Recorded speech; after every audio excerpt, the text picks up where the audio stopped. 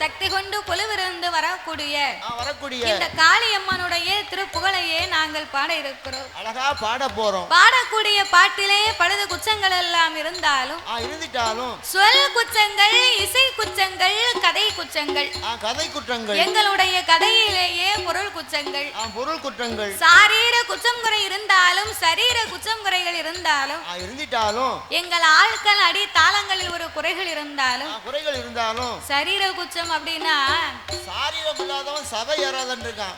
சாரீரம் இருக்கணும்.